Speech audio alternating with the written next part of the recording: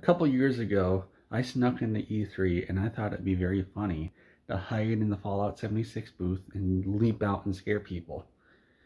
And this was a couple of years ago, as you can tell. And every time somebody would walk past, I'd jump out and say, "Ah, Fallout 76 is going to be a bad game." And they'd look at me and walk off. And I kept doing that all day. And then near the end of the day, I jumped out and said, "Ah, Fallout 76, and I stopped right there in my tracks, because right in front of me was Phil Spencer, Todd Howard. And Todd looked right at me, and he said, "What do you mean Fallout 76 is going to be a bad game?" And I said, "Todd, I didn't finish the sentence. You didn't know what I was going to say." And Phil looked at Todd, and he said, "Todd, is Fallout 76 going to be a bad game?" And Todd looked at Phil. Well, I mean, we're not trying to make a bad game. Phil looked at Todd.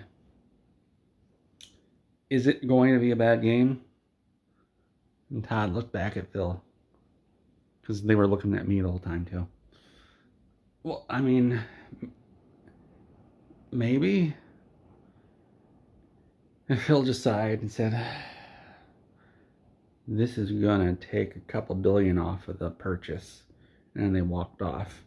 At the time, I didn't know what he meant, but then later, Microsoft bought Bethesda. Turns out, because of Fallout 76, they lost a lot of money on that.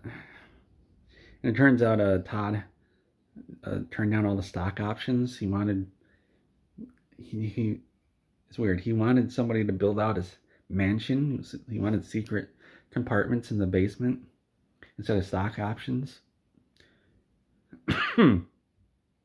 So, I guess for Todd, he didn't lose anything. He still has his job. He just didn't get any of the billions of dollars. But that's the story of why Bethesda only sold for $7.5 billion. Blame Fallout 76.